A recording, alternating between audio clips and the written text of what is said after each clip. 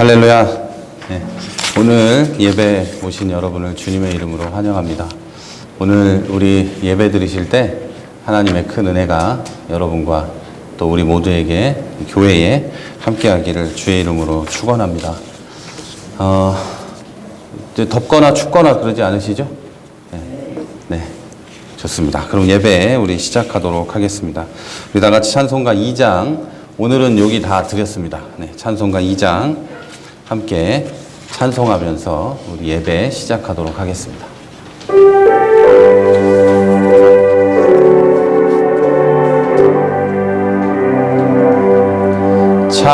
찬양 성부 성자 성령 성삼위일체계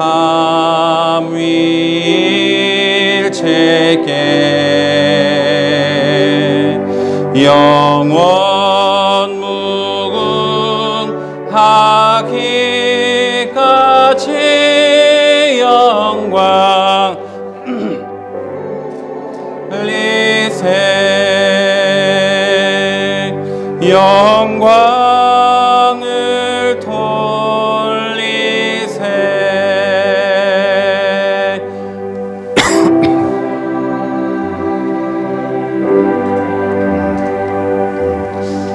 우리 이제 한 주간의 삶을 돌아보면서 하나님 앞에 참회와 감사의 기도를 올려드립니다.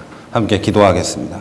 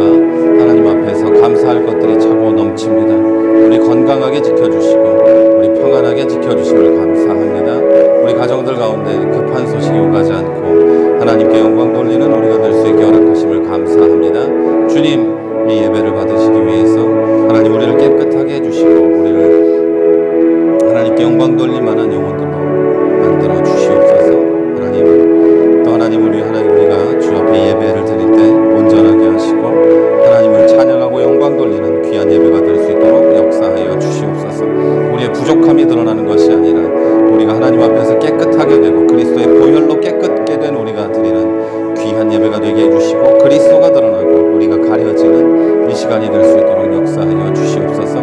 하나님께서 영광 받으시고 우리를 축복하여 주실 줄 믿습니다. 주님의 은혜 주의 능력 우리에게 부어주시옵소서. 감사합니다. 하나님 영광 받아 주옵소서. 우리 주 예수님 이름으로 기도합니다.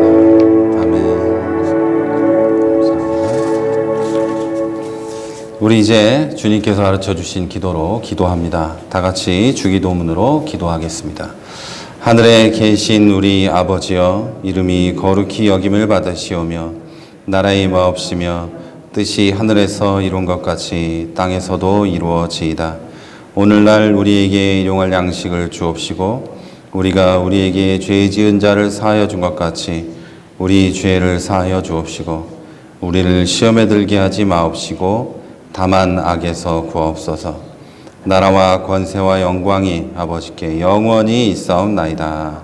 아멘. 아멘. 우리 이 시간에는 공동기도의 제목을 놓고 기도합니다. 저는 여기서 기도하고 여러분은 또 앉은 곳에서 함께 기도해 주시기를 바랍니다. 다 같이 기도하겠습니다. 하나님 큰 은혜를 감사합니다.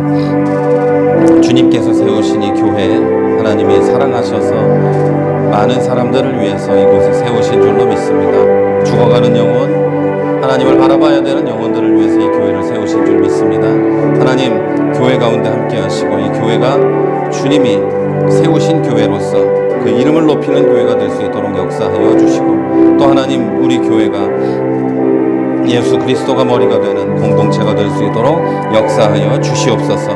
모든 사람이 이곳에 와서 차별 없이 주의 사랑과 은혜를 나누고 주님의 능력을 경험하고 사랑을 경험하는 우리 교회가 될 수 있도록 주님 역사하시고, 이곳에 와서 하나님 삶이 고쳐지게 하여 주시고 육신의 병이 고쳐지게 하시고 마음의 아픔이 치유될 수 있는 우리 교회가 될 수 있도록 주님 역사하여 주시옵소서. 또 오늘 예배가 하나님을 높이고 온전히 하나님만 영광 받으시는 귀한 예배가 될 수 있도록 역사하시고 성령 충만한 예배가 되도록 주님 허락하여 주시옵소서.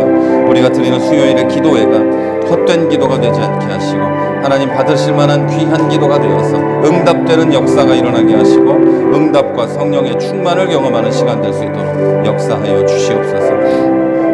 끝나지 않는 코로나19 때문에 고통받는 영혼들이 너무나 많습니다.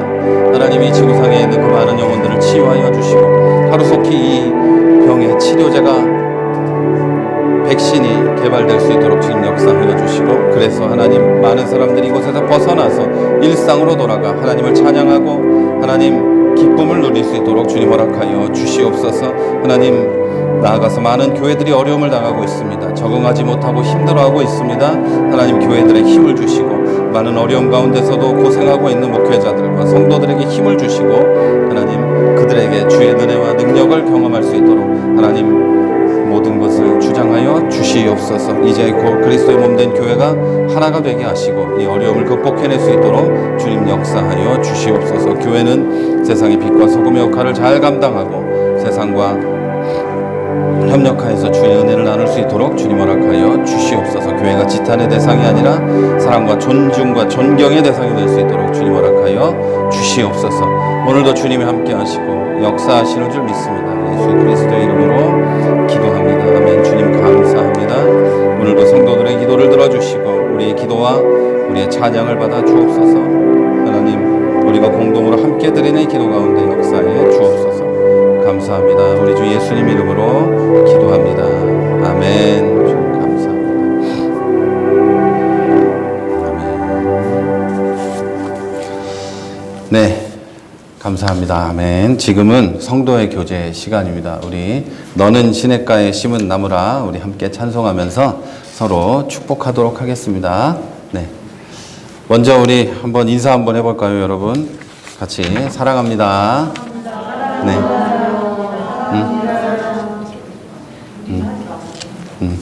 너는 시냇가에 심은 나무라 함께 찬송하겠습니다.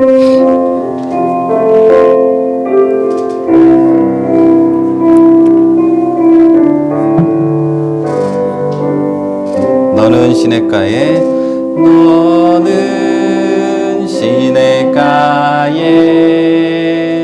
심은 나무라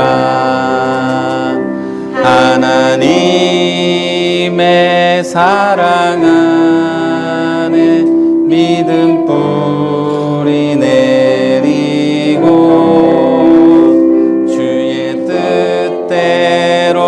주의 뜻대로 항상 사세요. 아멘. 우리 서로 사랑합니다 한번 해볼까요? 사랑합니다. 네, 우리 이제 교회 소식을 전해드리겠습니다. 네, 우리 교회는 방역 지침을 잘 지키면서 예배를 드리고 있습니다. 여러분께서도 교회에 오실 때 또 마스크 쓰기라든지 또 손 세정제로 손 세정하거나 화장실에 또 손을 닦거나 하시고 예배당에 들어오시길 바랍니다.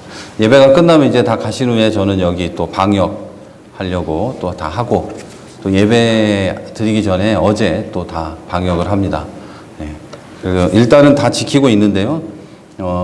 다 지킨다고 피할 수 있는 건 아닌 것 같아요. 예, 그러니까 그래도 우리가 조심해서 할 수 있으면 좋겠습니다. 또 가정에서 예배 드리시는 분들도 계실 텐데요. 온라인으로 함께 하실 수 있는데 앞으로도 우리 교회는 방역 당국에 특별한 조치가 없는 이상은 교회에서 예배를 드리도록 하겠습니다. 가을이 깊어가는데 여러분 건강 조심해 주시고 단풍놀이는 가까운 산에 가서 하라는 정부의 지침이 있습니다. 그러니까 가까운 산에서 사람 없는 데서 그렇게 해주시길 바라고, 예, 다른 특별한 광고는 없습니다. 여러분 모두 건강 조심하시라는 거 외에는 특별한 게 없으니까, 예, 어쨌든 건강 조심하시고, 가을이 깊어가는데요. 여러분 영원히 살찔 수 있는 가을 될 수 있도록 말씀 읽고 또 여러모로 기도하면서 이 가을을 보내주시기를 바랍니다. 네, 다른 광고는 없으니까요. 이제 우리 하나님 말씀을 보도록 하겠습니다. 오늘 보실 말씀은 사도행전 16장 29절에서 34절까지의 말씀입니다. 사도행전 16장 29에서 34절 말씀을 함께 교독합니다. 간수가 등불을 달라고 하며 뛰어 들어가 무서워 떨며 바울과 실라 앞에 엎드리고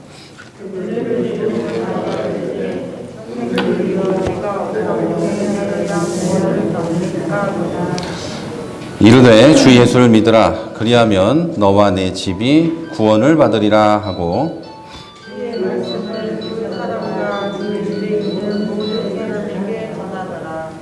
그 밤 그 시각에 간수가 그들을 데려다가 그 맞은 자리를 씻어주고 자기와 그 온 가족이 다 침례를 받은 후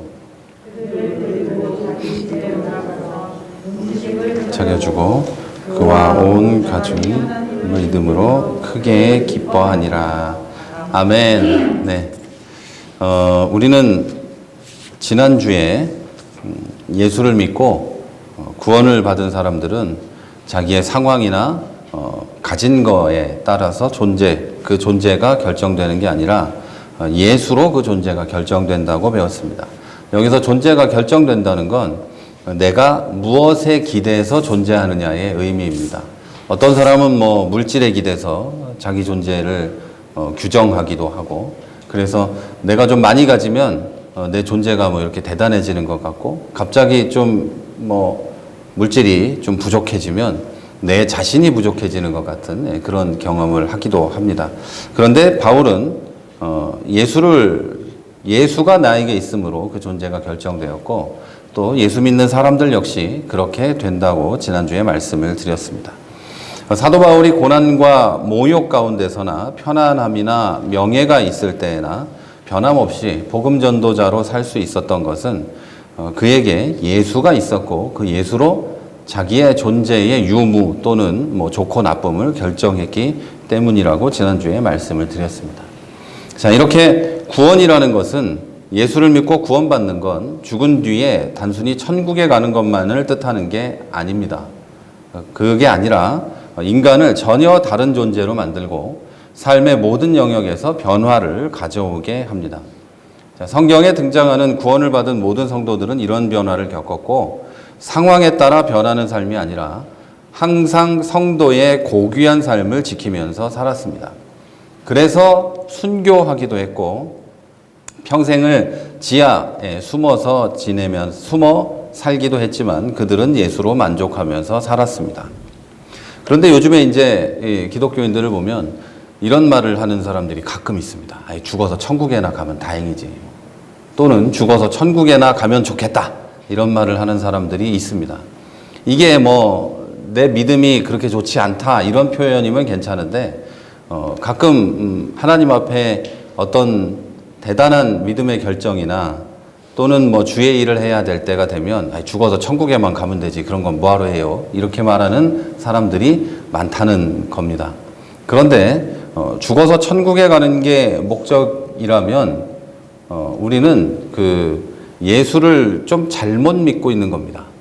죽어서 천국에 가는 것만이 목적이 아니라 이 세상에서 예수를 믿는 사람으로 어떻게 살아가고 복음 전도자로 어떻게 살아가는지가 우리가 예수를 믿는 목적의 하나이고, 그리고 이 세상에 살아가는 목적이라는 겁니다.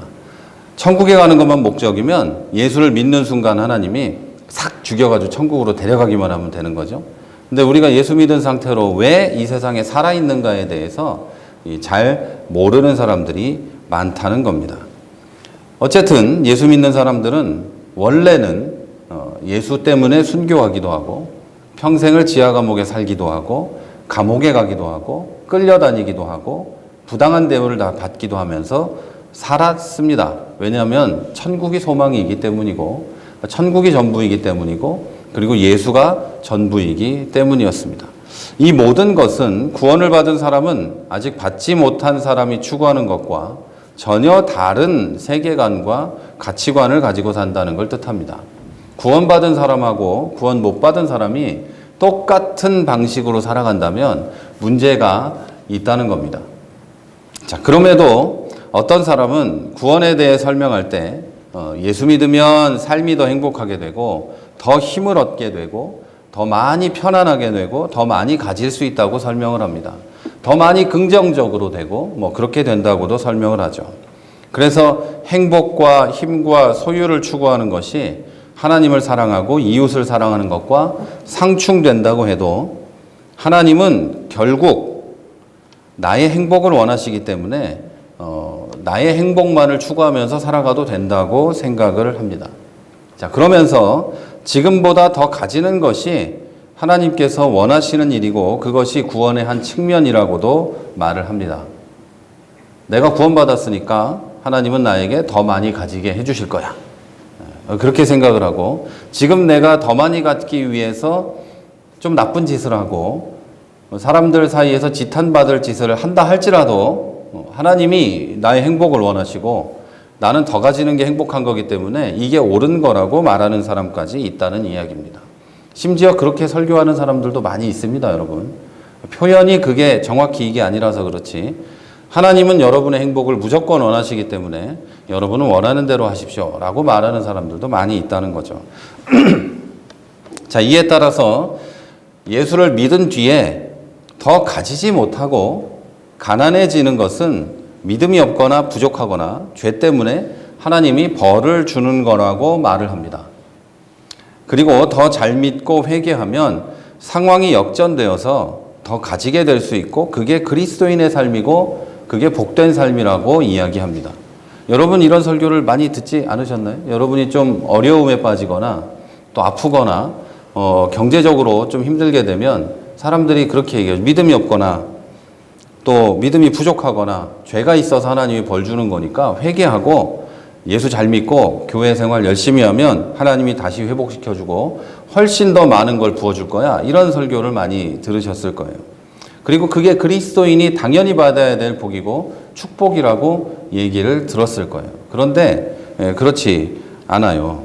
그렇지가 않습니다. 그거는 잘못된 성경 해석에서 나온 이야기죠. 이제 여러분에게 묻습니다. 여러분은 예수를 믿고 구원을 받은 뒤에 다른 세계관과 가치관을 가지고 이제 바울처럼 사는 걸 원하십니까? 아니면 그래도 지금보다 좀 더 많이 갖고 행복하게 되는 걸 원하십니까? 앞에서 쭉 얘기했기 때문에 이제 정답은 아실 텐데 그래도 마음속에서는 정답이 아니라 다른 말을 하고 계실지도 모릅니다. 누가 예수 믿고 감옥 가고 끌려다니고 뭐 이렇게 고생하고 그런 걸 원하겠어요? 그러지 않겠죠. 사람은 다 누구나 예수 믿고 행복하게 되고 지금보다 더 많이 갖는 걸 원하겠죠. 자, 그런데 이렇게 분명히 예수님을 믿고 구원을 받았음에도 불구하고 예수를 믿는 사람으로서 당연히 가져야 하는 가치관과 그에 따라 그에 반드시 따라오는 그리스도인의 삶을 거부하게 되는 이유는 내가 무엇으로부터 어떤 상태로부터 구원받았는지 모르거나 완전히 잊어버렸기 때문입니다. 내가 어떤 상태였는지 모르기 때문이에요. 자, 그러면 저와 여러분은 어떤 상태에서 구원을 받았을까요? 자, 본문에서 구원에 대해서 묻고 그 답을 얻는 사람은 간수입니다. 간수. 감옥의 문을 지키는 사람이죠. 본문의 간수는 죄수들이 도망친 책임을 지고 이제 어차피 사형을 당할 것이 불보듯 뻔했습니다. 그래서 절망에 빠져 있습니다. 그래서 뭐 사람의 힘으로는 아무것도 할 수 없는, 자기 자신의 힘으로는 아무것도 할 수 없는 상황이 되자 그는 자기 칼을 뽑아서 자결을 하려고 합니다. 불과 몇 분 전까지 자결을 하려고 할 때, 그렇게 죽으려고 할 때 불과 몇 분 전까지 절망 속에 있던 사람이 인간적인 희망을 따라서 도망치지 않고 절망 안에서 자기를 살리는 걸 봅니다. 다시 말해서 바울이 신라가 이제 지하 감옥에 갇혀있던 절망 속에 있던 사람들이 문이 열리고 착고가 풀어졌음에도 불구하고 도망가지 않고 이제 희망으로 바뀌었음에도 불구하고 절망에 빠진 자기를 구해주는 걸 봅니다. 그리고 간수는 그 사람들에게 구원에 대해서 물었고 바울은 예수님이 구원의 길이라고 이야기해 줍니다. 자, 우리는 이 이야기 속에서 구원이라는 것이 누구에게 필요한가를 정확하게 알 수 있습니다. 자, 구원은 로마 시대 어두운 지하 감옥에 필요합니다. 사도 바울과 실라는 구원을 받은 거죠. 그 자리에서. 이제 언제 죽을지 모르는 감옥에 갇혀 있다가 문이 열리고 구원을 받았습니다. 그리고 당장 죽게 될 것이 뻔한 사람에게 구원이 필요합니다. 지금 죄수들이 도망간 것 때문에 문이 열린 것 때문에 사형당할 것이 뻔한 사람에게 구원이 필요합니다. 다시 말해서 구원은 나 스스로 나를 구원할 수 없는 사람, 나 스스로 아무것도 할 수 없는 사람에게 필요한 겁니다. 따라서 우리가 구원을 받았다면 분명히 절망적인 곳에 있었고 절망적인 인간이었을 겁니다. 아무것도 할 수 없고 나 스스로는 해결할 수 없는 무언가에 빠져서 절망적인 상태에 놓여 있을 때 내가 구원을 받았다는 거죠. 자, 그러면 우리는 어떤 절망에 놓여 있었을까요? 이 절망적인 상태에 있었다는 것을 성경은 1만 달란트의 빚을 진 사람이라는 그 예로 설명합니다. 예수님께서 얘기하신 거죠. 1만 달란트가 얼마쯤 될까요? 이거 맞추는 분에겐 제가 선물을 드리도록 하겠습니다.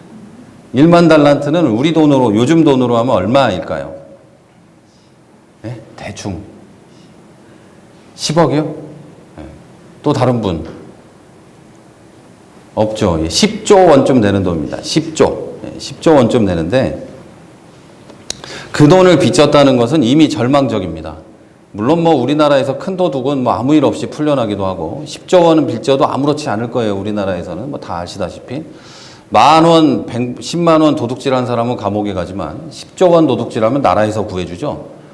그것처럼 어쨌든 그럴 텐데 한 개인이 1만 달란트를 빚졌다는 건 10조 원을 빚졌다는 건 이미 절망적인 상태이고 그 돈을 갚을 능력이라는 건 전혀 없다는 겁니다.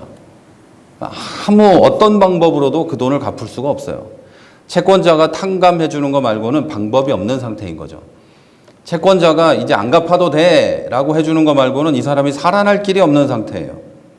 고대의 법으로는 빚을 지면 내가 노예가 되거나 가족이 노예가 되는 방법밖에 없어요. 그런데 10조 원짜리 노예가 어디 있어? 사람이 10조 원짜리 노예는 있을 수가 없는 거죠.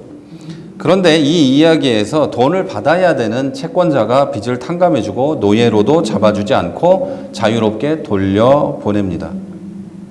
자, 이 빚을 진 사람은 그것으로 빚에서 해방되었습니다.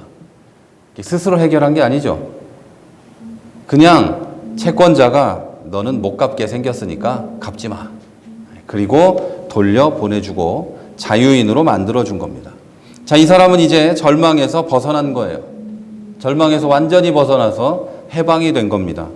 자, 우리는 하나님과 원수이며 이미 죄의 종이었습니다. 항상 하나님께서 원하시는 반대로 살았고 하나님께서 가라고 하는 길에 반대 방향으로 달려갔었습니다. 하나님께서는 우리가 하나님의 백성으로서 하나님의 인도하심과 사랑 안에서 살기를 원하지만 우리는 하나님이 아닌 세상과 죄의 백성으로서 죄와 사망이 인도하는 방향으로 달려갈 뿐이었습니다. 여러분, 하나님이 원하는 게 뭔지 모르는 사람들이 가끔 있어요. 하나님이 원하는 게 예배 드리는 거라거나 뭐 헌금하는 거라거나 교회에서 뭘 하는 거라고 생각하는 사람들이 있는데 그게 아닙니다. 하나님이 우리에게 원하는 건 하나님의 사랑 안에서 그 은혜 안에서 하나님의 인도하심에 따라 잘 살다가 천국에 가는 겁니다. 이스라엘 사람들에게 원했던 것도 그거였어요. 하나님 안에서 하나님의 보호와 하나님의 인도하심 안에서 살다가 거기서 가나안 땅에서 그렇게 편안하게 사는 게 하나님이 원하는 거였어요. 그런데 이스라엘 사람들이 거부하고 우상을 숭배하고 나쁜 짓을 하다가 벌을 받은 거죠. 혼난 거죠. 그리고 다시 돌아와서 하나님을 섬기게 되는 거죠. 우리에게 하나님이 원하시는 것도 하나님 안에서 평안을 누리고 하나님 안에서 인도하심에 따라 살아가다 천국에 가는 거지, 뭐 우리가 하나님 앞에서 뭐 하나님이 뭐가 필요해가지고 하나님한테 뭘 하고 뭐 하나님이 안 하면 때리고 그런 걸 하나님이 원하는 게 아닙니다. 그렇게 믿는 분들이 많이 계신데 그런 게 하나님이 원하는 게 아닙니다. 부모가 자식에게 원하는 걸 생각하면 딱 맞는 거예요. 그렇게 생각하시면 돼요. 그런데 우리는 그거와 반대로 죄와 사망이 인도하는 방향으로 달려가고 그렇게 달려가다가 멸망을 당하고 심판이 있고 했던 거죠. 이 길은 하나님께서 분명히 그렇게 선언하신 길이에요. 멸망이 있고 심판이 있을 뿐이라고 이야기하신 길입니다. 그리고 우리가 하나님의 원수로 살게 된 것은 우리가 죄의 종으로서 스스로는 하나님 앞에 하나님의 뜻에 합당한 삶을 살 수 없을 뿐만 아니라 하나님을 찾지도 만지지도 못하기 때문입니다. 자, 그래서 이 상태에 놓인 사람들, 다시 말해서 하나님을 스스로 찾지도 못하고 만나지도 못하고 하나님의 뜻대로 스스로 살 수도 없는 사람들은 이미 심판을 받은 거고 그 사람에게선 절대 선한 것이 나올 수가 없습니다. 성경의 이야기로는 나무 뿌리에 도끼가 놓인 것과 같은 상태, 이미 끝난 상태였다는 거죠. 다시 말해서 절망적인 상태다라는 이야기입니다. 돌이키지 않으면 방법 없이 심판받고 죽을 수밖에 없는데 나 스스로 해결할 수 없는 불가능한 상황이라는 거죠. 아무것도 할 수 없는 상태, 지하 감옥에 착고가 채워진 채 갇혀 있는 상태, 내일 당장 사형을 당할 수밖에 없는 상태, 그런 상태였다는 거죠. 이게 우리 상태였습니다. 하나님께서 나를 구원하시기로 결정하시고 믿게 하시기 전까지는 영락없이 심판받고 지옥 갈 것밖에 없는 상태였다는 겁니다. 자, 그럼에도 다수의 기독교인은 구원받는 것에는 동의하면서 구원받기 전에 나의 상태에는 동의하지 않습니다. 구원받기 전에 나의 상태가 이러했다는 것에는 동의하는 사람이 별로 없어요. 나는 절망적인 상태에 있지 않았다고 주장하고 나는 믿기 전에도 꽤 괜찮았다고 주장하고 나는 잘 나갔다 이렇게 주장하고 더 행복한 삶과 정신적 평안과 조금 더 가치 있는 삶을 위해서 예수를 선택했다고 이야기합니다. 내가 예수 믿기로 선택했다. 그 이전에 나도 괜찮았어. 그런데 예수 믿고 좀 더 괜찮아지기 위해서 예수를 믿었다. 이렇게 주장한다는 거죠. 그러나 이런 말을 하고 이런 생각을 한다는 것이 바로 절망적인 상태에서 못 벗어났다는 증거입니다. 나 스스로 잘 살고 있었고 나 스스로 예수를 찾았고 나 스스로 더 나은 삶을 살고 있다는 주장이기 때문이에요. 이게 왜 문제 있는 거냐면 기독교 역사에 처음부터 지금까지 예수님이 오시기 전에 유대교 역사부터 지금까지 통틀어도 이런 주장을 한 사람들은 전부 성경에 써 있기를 나쁜 사람들이었습니다. 바리새인과 서기관들도 그랬고 이 사람들은 나는 괜찮다고 생각을 했거든요. 나는 괜찮아. 나는 금식도 하고 11조도 내고 채소도 나눠가지고 11조를 내. 나는 이만큼 뛰어난 성도야. 이렇게 잘난 척을 했단 말이에요. 그런데 이 사람들을 두고 예수님은 뭐라고 하셨죠? 독사의 자식들아. 이게 굉장히 심한 욕인 건 아시죠? 이스라엘 사람들에게 독사라는 건 마귀 새끼 이런 욕이에요. 우리나라로 치면 입에 담을 수 없는 수도 없는 욕 중에 제일 심한 욕, 이런 욕입니다. 그 사람을 경멸할 뿐 아니라 어쩌고 저쩌고 막 엄청 심한 욕인데 예수님이 바리새인과 서기관들에게 하신 거예요. 너희들은 그런 거야. 네 스스로 잘났고 어쩌고 저쩌고 하신 거죠. 그러면서 하시는 말은 또 나중에는 아픈 사람에게 의사가 필요하다 이렇게 얘기하시죠. 너희가 스스로 잘났고 스스로 구원할 수 있고 스스로 너희가 하나님의 백성이라고 주장하는데 그래 그럼 너희는 내가 필요 없겠다. 너희는 구원받을 수 없겠다. 이런 얘기를 하신 거예요. 기독교인 가운데도 이런 주장을 한다면 아직 해결되지 않은 문제들이 심각하게 있는 사람이에요. 내가 어떤 상태였는지 모르는데 어떻게 구원을 받아요? 내가 죄인이라고 생각을 안 하는데 어떻게 내가 죄에서 해방됐다고 얘기할 수 있어요. 구원이라는 것은 죄에서 해방되는 건데요. 죄와 죄에 대한 책임에서 완전히 벗어나서 하나님의 백성이 되는 게 구원이거든요. 그런데 내가 죄가 없다고 주장하는 사람이 어떻게 구원을 받냐는 거죠. 불가능한 일인 거죠. 나 자신이 절망적인 상태에 놓여 있음을 알아야 구원을 받을 수 있는 거예요. 자, 설교에 처음에 말씀드린 잘못된 구원관을 듣고 예수를 믿고 다시 말해서 예수 믿으면 좀 더 나아지고 편안해지고 뭐 긍정적으로 되고 뭐 이런 말을 듣고 예수를 믿었고 그런 설교와 가르침을 오래 받아오니까 이런 생각을 할 수도 있습니다. 하지만 세상의 어느 누구도 지금도 꽤나 좋은데 더 나아지는 것을 구원받았다, 구원이다 라고 말하지 않습니다. 교회에서만 그런 게 아니고 세상에서도 구원받았다, 건짐받았다 이런 말을 할 때, 여러분 구함을 받았다 이런 말을 할 때 지금도 괜찮은데 조금 더 나아졌다 이런 상황에 쓰지 않아요.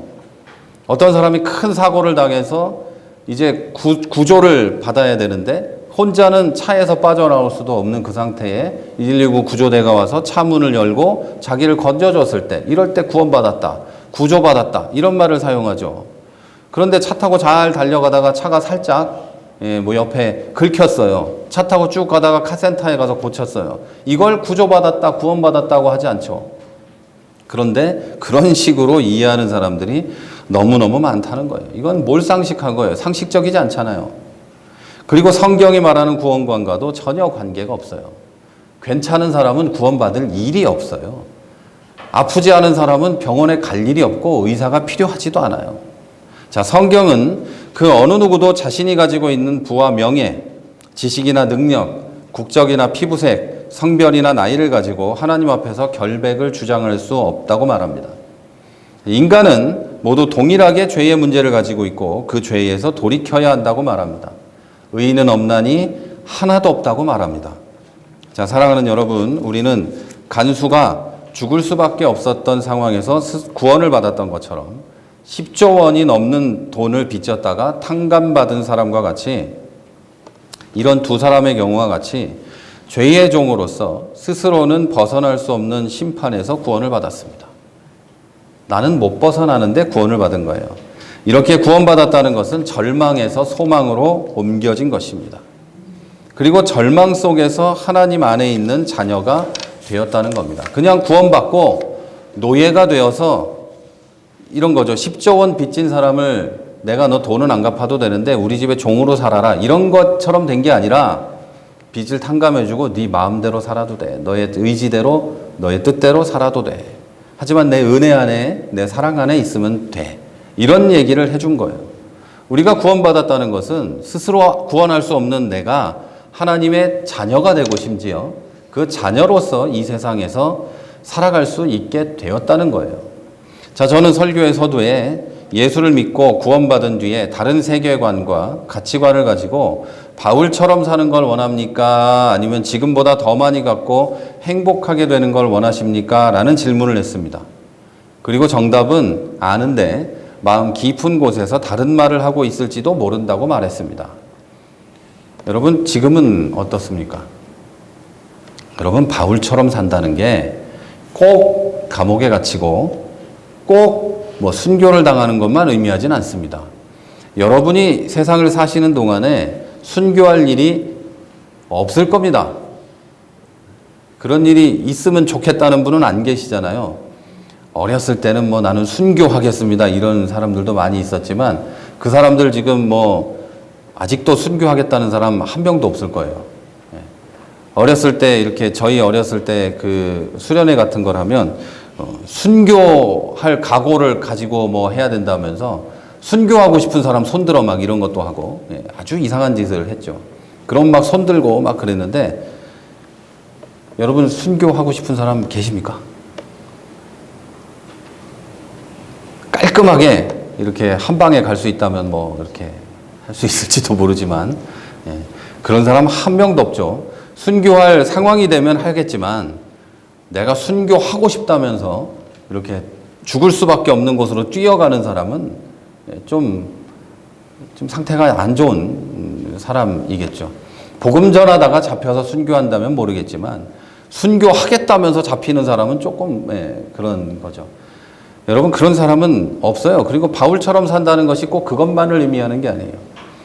어떤 것에 더 가치를 두고 어떤 것이 더 소중하다고 생각하면서 사느냐의 문제인 거예요. 바울은 복음을 전하는 것, 예수를 믿고 믿는 사람으로서 살아가는 게 더 중요하다고 생각을 했어요. 한 자연인으로서 내 뜻대로 내 부를 늘리고 내 가족을 만들고 그런 것보다 그것을 더 소중하게 여겼어요. 저는 그런 얘기를 하고 있는 겁니다. 성경이 예수님이 우리에게 원하는 것도 그겁니다. 뭐 당장 나가서 뭐 선교사로 나가서 순교해라, 다 같이 목사가 되라 이런 뜻이 절대 아닙니다. 자, 여러분, 지금 우리는 그리스도인으로서 어떤 가치관으로 살아가는 게 옳은지 모르는 건 아닙니다. 다 알고 있죠. 다만 알지만 나는 그럴 수 없다. 나는 좀 힘들다.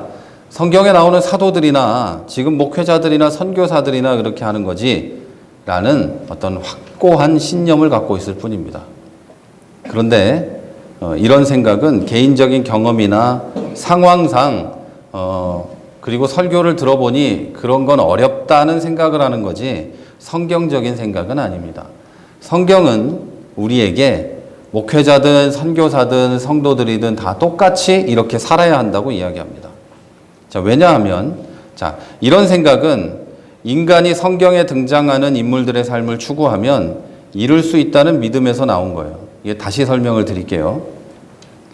자, 인간이 성경에 등장하는 인물들의 삶을 추구하고 노력을 하면 그렇게 할 수 있다는 생각을 하는 사람들이 있다는 거예요. 바울처럼 살려고 노력하면 그렇게 할 수 있다. 뭐 베드로처럼 살려고 노력하면 그렇게 할 수 있다. 아브라함처럼 살려고 노력하면 그렇게 할 수 있다는 생각을 하고 있는 거예요. 그리고 많은 사람들이 그렇게 이야기하죠. 그렇게 살도록 노력하세요. 뭐 이렇게 얘기하죠. 그러면 할 수 있다. 이렇게 생각을 하는 거죠.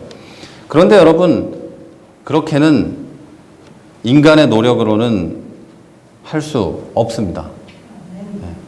이 말은 이렇게 생각하는 것은 노력을 해가지고 어떤 경지에 도달한 사람만 할 수 있는 거지 나는 못한다는 얘기도 되는 거고 인간이 노력하면 그렇게 할 수 있다는 이야기도 되는 겁니다. 그런데 이거는 성경적이지 않은 거죠. 인간이 스스로 할 수 있다는 뜻이 되기도 하고 뭐 목회자나 뭐 선교사님들은 꼭 그렇게 할 수 있다는 뜻이 되기도 하고 그리고 성도도 노력하면 그렇게 할 수 있다는 뜻이 되기도 하는데 이게 문제가 있는 건 뭐냐면 인간이 노력을 하면 예를 들면 돌을 닦고 뭐 기독교인으로서 수도사 생활을 하고 신부님들처럼 생활을 하고 뭐 어떻게 생활을 하면 하나님을 기쁘시게 할 수 있고 하나님의 뜻대로 살 수 있는 경지에 이를 수 있다고 믿는 겁니다. 근데 여러분 이렇게 되지는 않습니다. 사람은 그렇게 할 수가 없어요. 저나 여러분이나 우리가 아무리 노력해도 하나님을 기쁘시게 할 수 있는 그 경지까지 올라갈 가능성이 없습니다. 사도 바울도 자기 스스로 그렇게 할 수 없다고 고백을 하고 나는 죄인이고 죄인의 괴수라고 고백을 하고 다만 믿음의 경주를 다할 때까지 애쓰고 노력하자. 하나님께서 나를 인도하신다. 그 안에서 살아간다. 이렇게 계속해서 이야기를 했습니다. 그리고 성경은 결정적으로 뭐라고 얘기하냐면 인간은 그 누구라도 결코 스스로 하나님을 기쁘게 할 수 없으며 심지어 예수 믿고 구원을 받았어도 죄의 본성이 남아 있어서 스스로 그렇게 할 수 없다고 이야기합니다. 그래서 우리는 성령이 우리를 인도해 가시는 그 인도 안에 살아야 하고 그 인도하심 안에서 따라가면서 하나님을 기쁘시게 할 수 있게 되는 겁니다. 우리가 기쁘시게 할 수 없는 이유는 그 인도하심에 따르지 않기 때문입니다. 하나님은 성령은 항상 우리가 하나님을 기쁘게 할 수 있도록 우리를 인도합니다. 그러나 못하는 이유는 그것에 따르지 않기 때문이라는 거죠. 자, 여러분 이제 말씀을 마칩니다. 지금까지 여러분의 신앙생활에 어떤 약간의 실패 또는 슬럼프 또는 시험은 많은 경우에 이런 잘못된 믿음에서 나온 겁니다. 나는 할 수 없어서 시험에 들고 뭐 누구는 할 수 있는데 저 사람은 하는 거 보니까 또 시험에 들고 또 어떤 경우엔 반대로 나는 하는데 쟤는 못하네 하면서 교만해지고 그렇게 해왔습니다. 인간은 구원받은 것부터 신앙생활의 여정 끝까지 스스로 할 수 있는 게 없습니다. 성령의 인도하심으로 구원을 받고 성령의 인도하심으로 이 세상 끝까지 살아가면서 성화되고 성령의 하나님의 사랑으로 구원을 받게 되는 겁니다. 다시 한번 말씀드리는데 인간은 절대 하나님을 기쁘게 할 수 없습니다. 성령의 역사하심과 그것에 따라갈 때 인간이 하나님을 기쁘시게 할 수 있는 길이 생기는 겁니다. 사람은 스스로 자기 가치관을 변화시킬 수 없고 스스로 죄로 달려가는 것을 제어할 수 없습니다. 저는 그렇게 못합니다. 그리고 모든 사람은 그렇게 할 수 없습니다. 그렇기 때문에 우리는 성령을 의지하고 하나님의 역사하심을 의지하면서 기도하고 하나님의 뜻을 구하고 나에게 힘을 달라고 말하고 믿음을 달라고 기도해 가는 겁니다. 길은 오직 하나예요. 하나님을 의지하는 겁니다. 그리고 이것이 첫 번째 우리가 첫째 구원받는 첫날 하나님을 의지해서 그리스도의 보혈을 의지해서 구원받는 것처럼 우리가 이 세상을 살아가면서 우리의 구원을 완성해 가는 길에 있어서 성화되어 가는 길에 있어서 유일한 길입니다. 내 능력으로는 내 뜻으로는 성화될 길이 전혀 없어요. 내 뜻으로는 성숙한 그리스도인의 길로 갈 길이 전혀 없습니다. 오직 하나님만 의지하셔야 합니다. 자, 여러분 이제 스스로 할 수 있다는 생각과 믿음에서 돌이키시기를 바랍니다. 자, 바울도 사도들도 우리의 믿음의 선배들도 스스로 하나님을 기쁘시게 하지 못했고 스스로 기쁘시게 할 수 있다는 생각을 하지 못했습니다. 유명한 설교자인 마틴 로이드 존스는 굉장히 유명한 설교자입니다. 영국의 왕실의 의사였다가 목회자로 헌신을 하고 설교자로 살다가 돌아가셨는데 세상의 수많은 설교자들의 이 대부분은 이분을 존경하고 이분의 책을 읽고 공부를 합니다. 저도 역시 마찬가지고 이분이 돌아가시기 얼마 전에 이제 한 설교자 후배가 와서 묻습니다. 목사님, 일평생 목회하시고 설교하시고 그렇게 훌륭하게 해오셨는데 가장 진지하게 고민한 게 있다면 하나만 알려주십시오 라고 묻습니다. 인생을 살면서 설교자로 목회자로 그리스도인으로 살면서 가장 진지하게 고민했던 게 무엇이냐고 물었을 때 이분이 한 얘기가 그거예요. 내가 이렇게 했는데 이렇게 살았는데 바울이 한 고백처럼 내가 수많은 사람을 고백하고 내가 혹시 버림받는 건 아닌가라는 고민을 일평생 했다는 거예요. 이렇게 훌륭한 분도 그리고 또 바울도 이런 고민을 했어요. 물론 하나님은 구원받은 사람을 버리지 않습니다.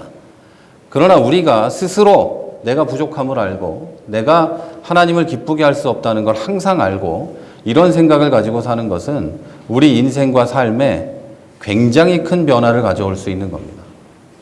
내가 무슨 짓을 해도 하나님은 나는 괜찮아.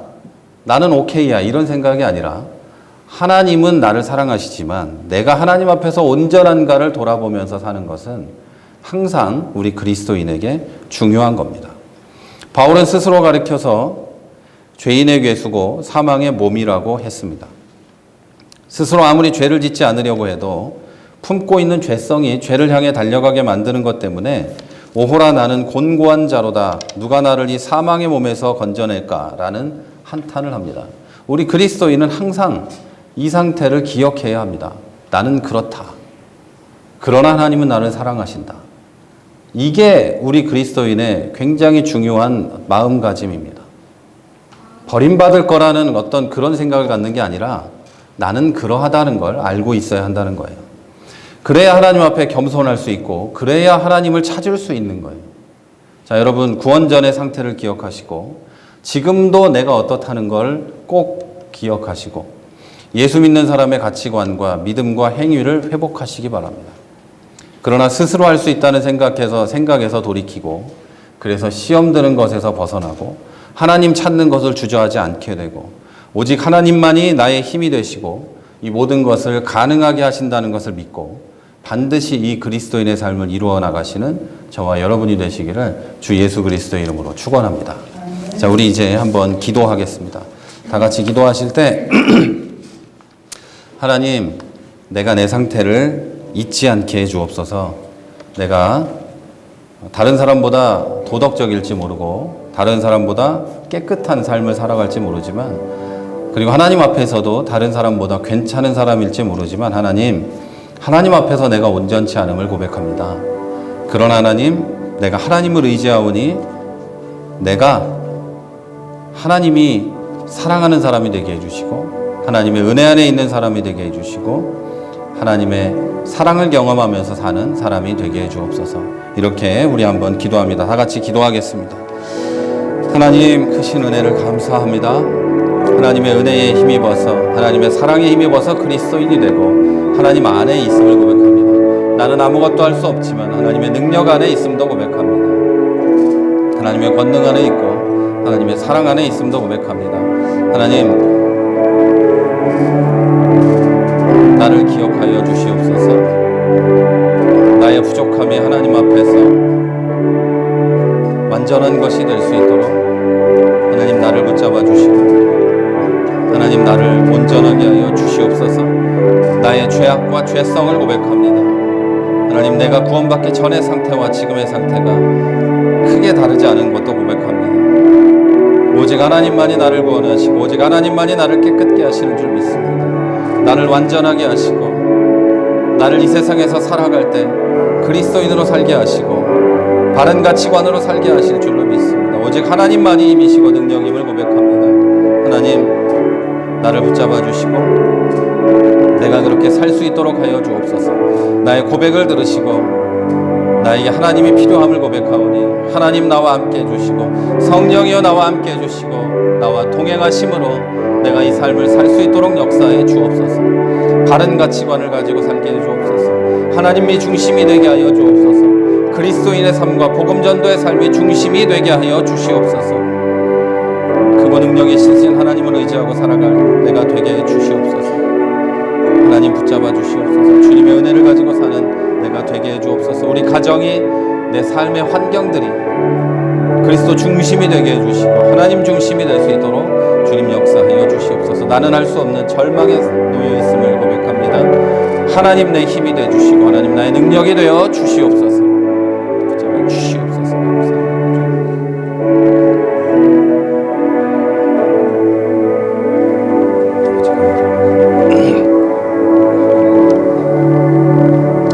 우리 이제 이어서 한 번 더 기도합니다. 우리 기도하실 때 여러분 기도의 제목을 놓고 기도합니다. 여러분의 건강과 또 가정과 또 부모 형제를 위해서 그리고 여러분의 미래를 위해서 여러분 기도의 제목이 있을 줄 압니다. 그것들 놓고 한번 기도합니다. 다 같이 기도하겠습니다. 아버지 하나님 감사합니다. 하나님의 큰 은혜를 놓고 그 은혜에 의지하여 하나님의 약속에 의지하여 우리 기도합니다. 하나님, 우리 기도를 들어주시옵소서. 우리는 연약하고 부족하여서 할 수 있는 것이 없고 하나님의 은혜가 아니면 이 모든 것을 이뤄낼 능력이 없습니다. 하나님 붙잡아 주시옵소서. 내가 그것을 할 수 있는 은혜를 주시고 하나님의 능력을 가지고 살아갈 수 있는 은혜를 부어 주시옵소서.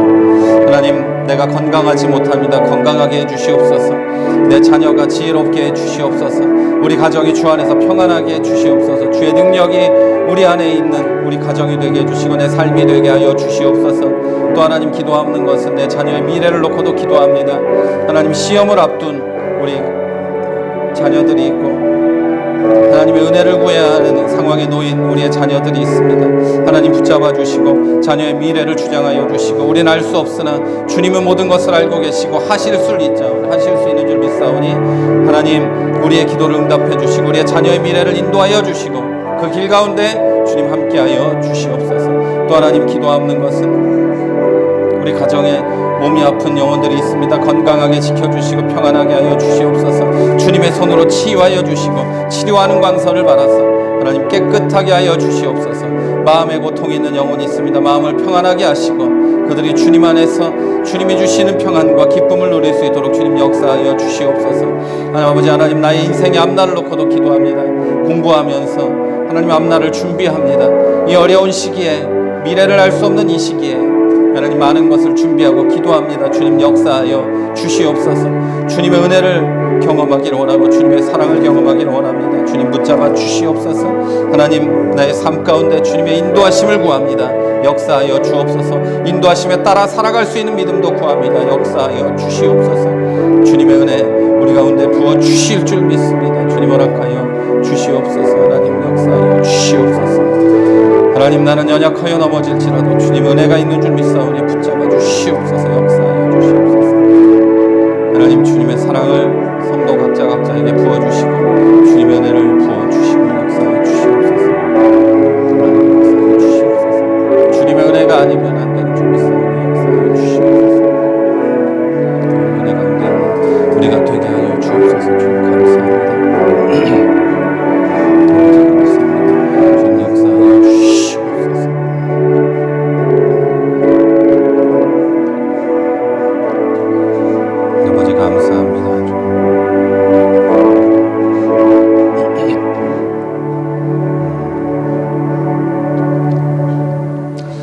하나님 은혜 감사합니다.